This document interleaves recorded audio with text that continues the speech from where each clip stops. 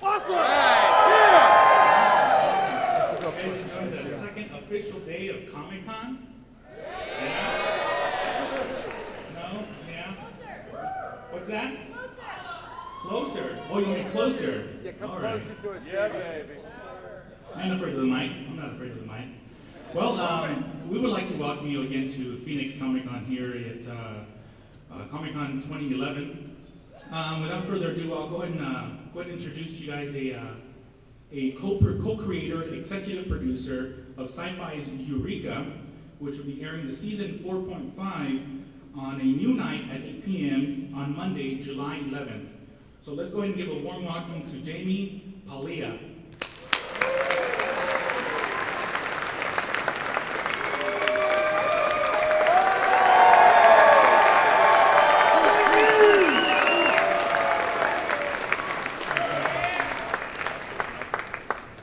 Totally just hijacked Stan's panel to get applause for me. That's awesome.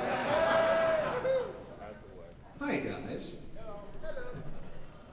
Spider-Man, X-Men, Iron Man, Thor, the Avengers, Hulk, Captain America, the Fantastic Four, Daredevil. I mean, the creations of Stan Lee with artist Jack Kirby and Steve Ditko and others changed the face of popular culture, as I know you're all aware, because you're wearing the face of popular culture right now.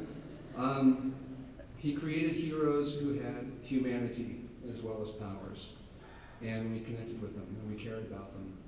And he's the man who made me want to read. I learned how to read with Spider-Man, and I honestly wouldn't be a writer, I don't think, if it wasn't for Stan Lee.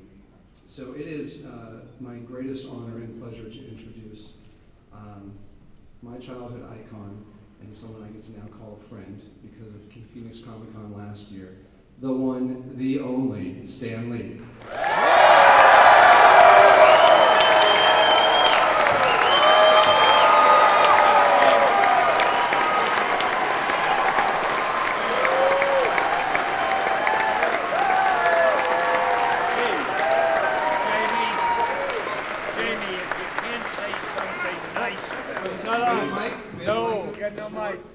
Not on? No?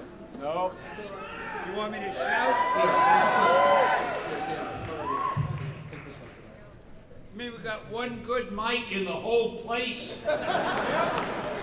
Geez, now you got to do it. Here we go. All right, stand. Is that one working? I don't know. I kind of like standing up here. It feels powerful.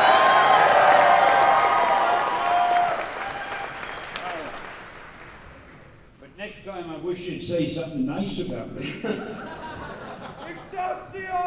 Excelsior!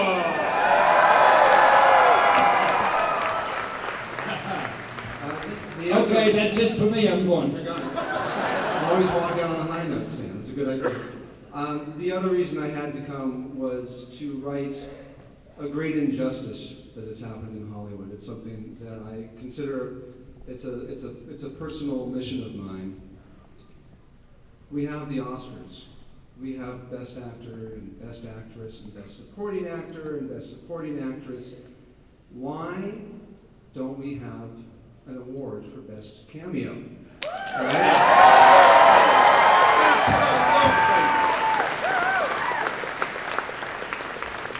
I personally believe it's because the Oscars are not good enough for Stan Lee. He is in a category unto himself. Therefore, this year at Phoenix Comicon, we are going to give the first inaugural award, not the Oscar, but the Stan, for Best Brief Starring Role in a film or television series. May I bring it up, please?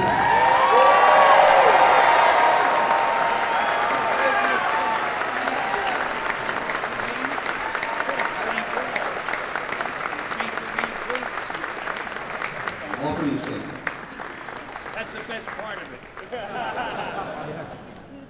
Got my name spelled right. Can't read it all. You want me to read that for you? Didn't you have a bigger one? So yeah, so this says, greatest brief starring role actor ever, Stan Lee, May 28, 2011, presented by your loyal followers. So. I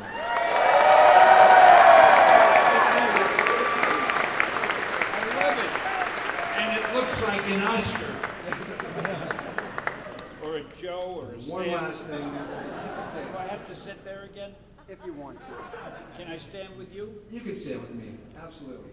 The one little thing we wanted to give you also from all of us at Eureka, because actually you guys are going to get to enjoy what I like to consider his best cameo appearance ever on Eureka in season 4.5 and episode 3. So we have a little something signed by the entire cast and crew and writers.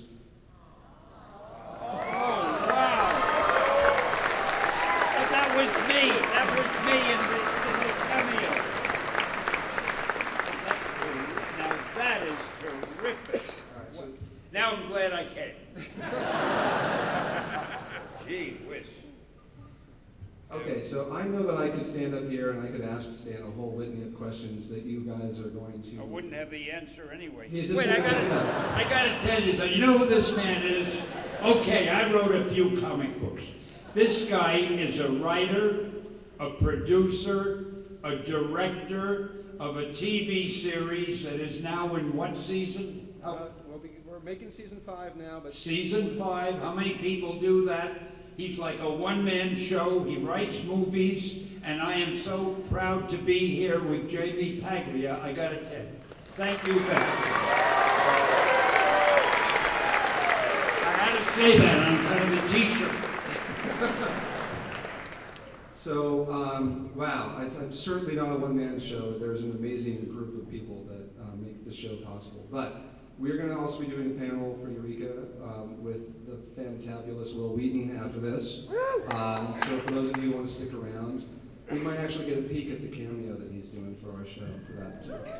But I would actually like to open this up to questions from you guys. I'm assuming that we have mics out there somewhere going around, up here. There we go. We got a microphone up here. So why don't you guys start coming up, and I will help facilitate the questions to Mr. Stanley here. Yeah, he's also a great facilitator. Does this thing on? I'm going to bring up this one. Slide over here. I don't want to get too far away from my Oscar.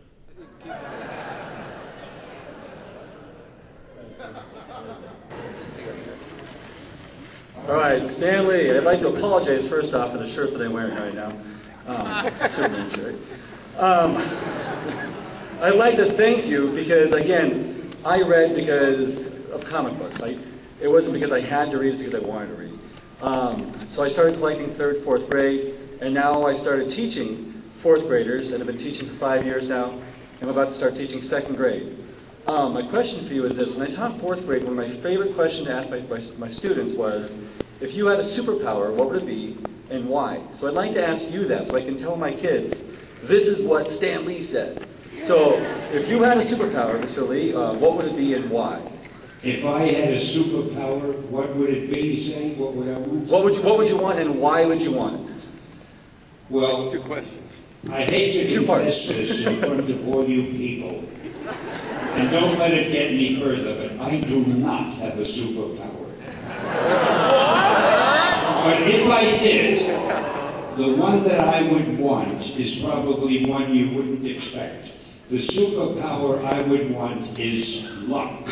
Because if you're lucky, then you have everything. Whatever you do, it turns out fine because you're lucky. Nothing bad happens because you're lucky. So maybe I should come up with, maybe that's an idea for a new, Long shot.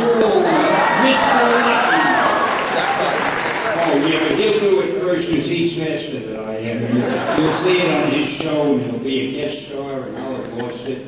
But anyway, that's the power I would really like. Thank you very much. See how lucky today. Got a big audience. I'm here with Jamie. The sun is shining. Everybody seems happy.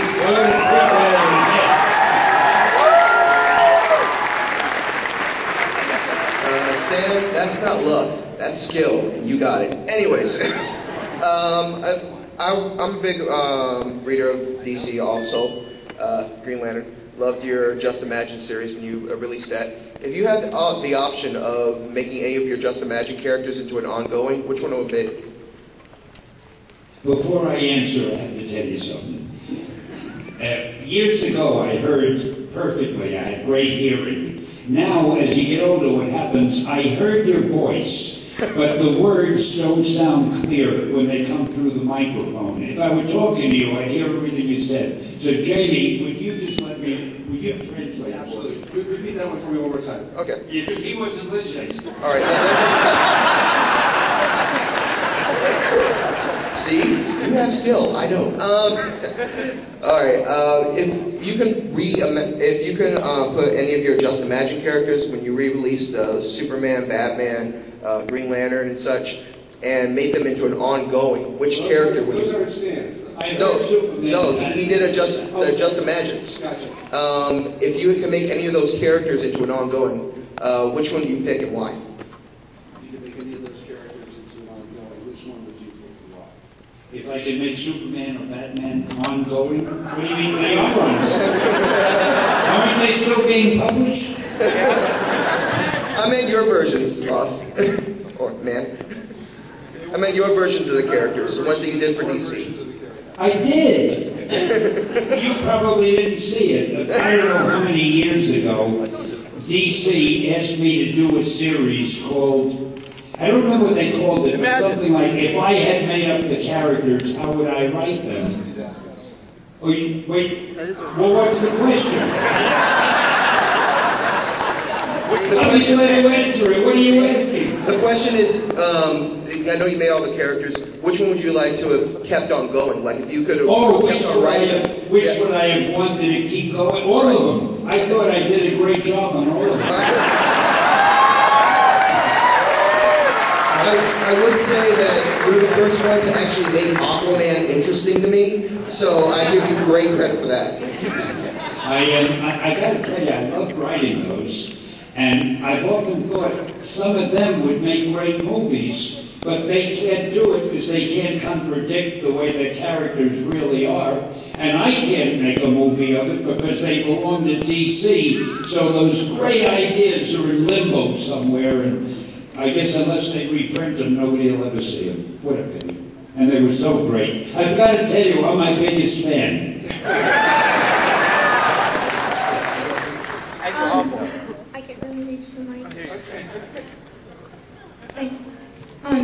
In the new Captain America upcoming movie, where would you appear in it? Or are you Oh, am I? It's a great one. I can't tell you what it is. But you'll get a kick out of it when you see it. Thank you. You're welcome. You know, I did. I was at a convention somewhere, and I stupidly told what one of my future cameos was. And I don't think I should have done that. I think the studio will probably be angry when they find out. So don't tell them if you know about it. And so I'm not supposed to tell what any cameos are. And I'm not in, I'll tell you another thing. I'm not in the X-Men. I don't have a cameo in that. So I was telling Jamie, I think they purposely did that for a reason. They figure the people who go to see the X-Men, when they leave the theater, they're going to say, hey, I just realized I didn't see Stan's cameo. I must have missed it. And they'll buy their ticket and so the X-Men would do twice as much business as any other movie. It was very clever.